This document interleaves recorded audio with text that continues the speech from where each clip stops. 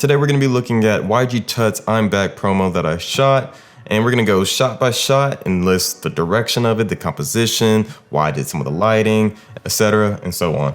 Let's get into it.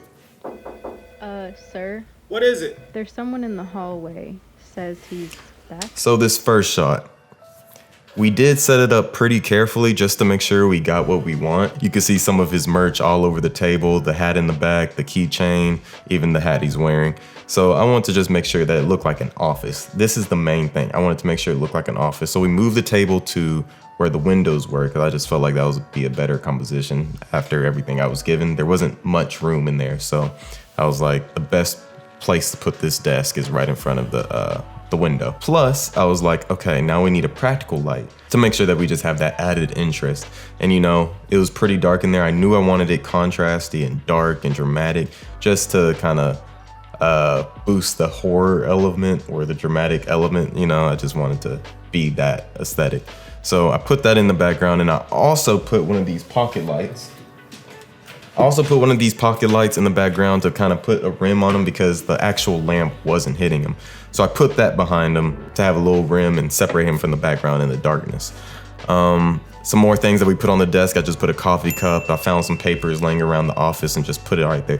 Actually, this is somebody's real office. So let me remind you of that. This is a real office. So I was like just taking things and putting them all over the place and trying to make this look like just an office, like it's been used.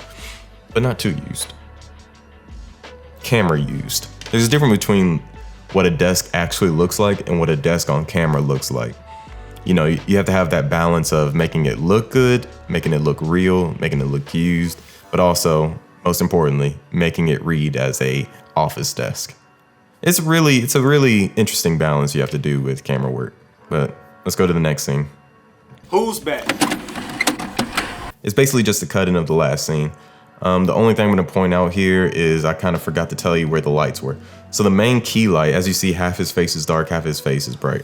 So that main key light is literally just a aperture 200x kind of shot from above and down towards his face. I know that's not what an actual office looks like, but again, I kind of just wanted it contrasting and kind of dramatic. It really, in my head, I was like, I could make it look like an office setting, but also I really couldn't because I have a big light and I can't really put it overhead like an office setup. So I was like, does it really matter for me to do that? Not really. You know, I kind of knew what the end video was going to look like. And I was like, if anything, I feel like this dramatic effect, or this dramatic lighting will add to the story. You know, so it was a choice. That fill light on the other side of his face is just from that pocket light that's on the other side that I was mentioning earlier that's replicating the lamp. Sometimes I forget the word lamp, you know. So we didn't have a printer. I was asking if they had a printer so we could do that there, but not even technically, we just didn't have a printer. we literally did not have a printer there. So I was like, all right, well, a cool way, and I guess an engaging way I can get around this is by just whipping to the right and then later on whipping to the right again, getting the printer shot and, you know, getting rid of it.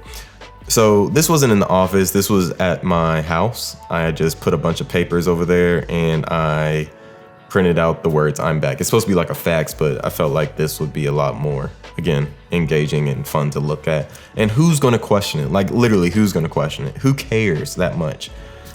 I know I didn't. So I was like, let's just print it. You know, I even put the printing sounds to it instead of the fax sounds, even though technically this is based off of Michael Jordan's. A little bit of context is this whole "I'm back" rollout, all the content I created was somehow dealing with Michael Jordan, his comeback, just Michael Jordan in general. This right here was basically a brain baby of mine from the fact that Michael Jordan, to announce him coming back out of retirement, he sent a fax, you know?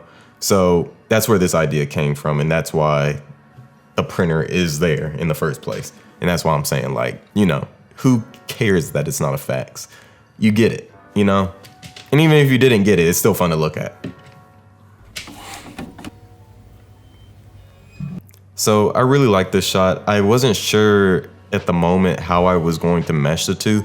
I'm lucky that it did match up in the edit, But I was like, it would be cool if we can transition from the printer, like zooming into the paper, and then he pulls the paper down and it's him reading. That didn't come out because I just didn't know how to do that by myself. But I still feel like this was a good way to transition, you know, him picking up the paper and coming down. I couldn't get him actually grabbing the paper, which I feel like would be unnecessary anyways if he's reading something. So I was like, to show that there's a paper in your hand, let's put it up and come down. And it's like, that's just as good as getting somebody grabbing it, because I just feel like that's unnecessary. Of course, it's unrealistic for you to do this and read, but again, this is a fantasy world from my brain, you know, does it really matter? And that's something that I feel like hinders a lot of people. I think most people really want their work to be dripped in reality. I do too, for real. Like storytelling wise, I want it to be dripped in reality because reality is how we experience life, of course. So the emotion and all that you want to derive from your video or your art has to be dripped in some type of reality. But something that I've always loved about video and creating art is that you can live within your own world and you kind of make the rules of that own world. And, you know, people like, for example, Tim Burton. Tim Burton's movies aren't realistic, but the storytelling elements around the story are realistic. You know, scissor hands. Nobody freaking has scissor hands, but you feel me? What he was feeling and all the emotions that he had and him ripping up and hurting the other girl, like all that is real, you know? Anyways, all right. I kind of kept the same rules. The same rules apply from that other close-up. We brung that light closer to his face just to simulate that half and half lighting. And again, I turned the other light around for the lamp to fill in his face. You can't really even see the lamp over there. I didn't love this composition, but I felt like it worked. You know, compromise. This is something that doesn't make sense. Like, he's in his office. Why does he look up and see down a hallway? Who cares? Originally, the idea was to have like a frame and then within a frame. So it was going to be his door to his office, and then all the way down the hall, you see a person. But I was like, you know, that's just not how this is set up.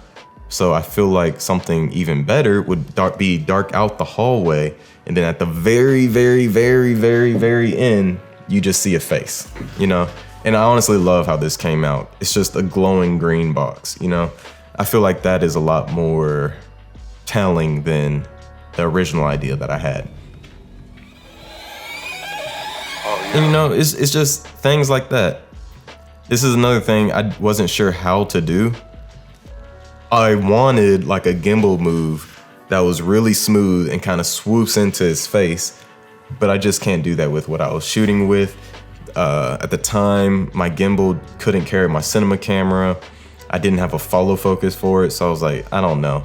And then in the moment, I thought of Evil Dead. If you watch Evil Dead and like when she's reading the book, when she's reading the book they found in the basement, there's like the spirit or whatever, the demon or whatever you call it, like comes through the forest and it's like really all shaky. I can't remember if that's the original 1980s one or is that the remake from like 2013.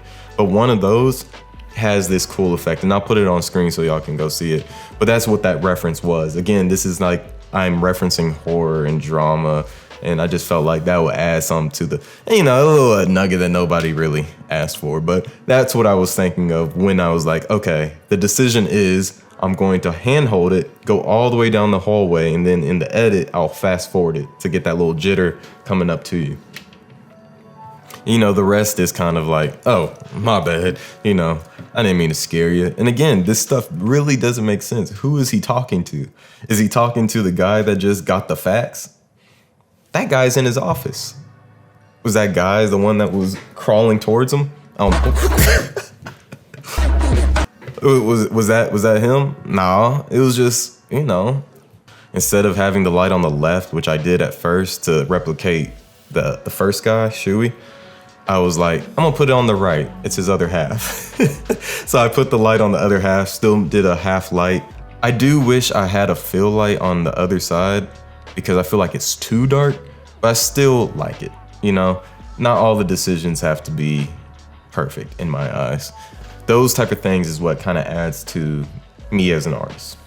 So with that being said, I feel like there's a couple things we could take away from just going through this.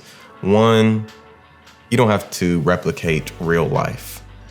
Certain aspects you should and you do and you don't have to, but like for storytelling wise, I say like, yeah, the human emotions is the only thing that can relate to all of us. Not the only thing, but when you're watching a movie, like if your actors are portraying a human emotion, everybody can get that, right? But the world they live in doesn't have to be realistic. You don't have to light it realistic. You don't have to direct it realistic. Not everything has to be picture perfect how you see it in real life. The second one is roll with the punches, you know?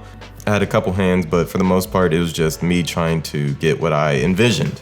And of course, nothing ever is 100% how you envision. It's just you roll with the punches, you think on your toes, you find references.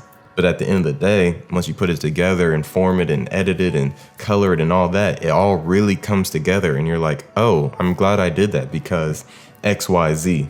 Like if you're out in the field and something doesn't go right and you're like, okay, well then let's do this. You made that decision for some reason, whether it was a spur of the moment or you're like, oh no, I'm directly referencing this thing. You made the decision, so you kind of know why, you would do that over something else.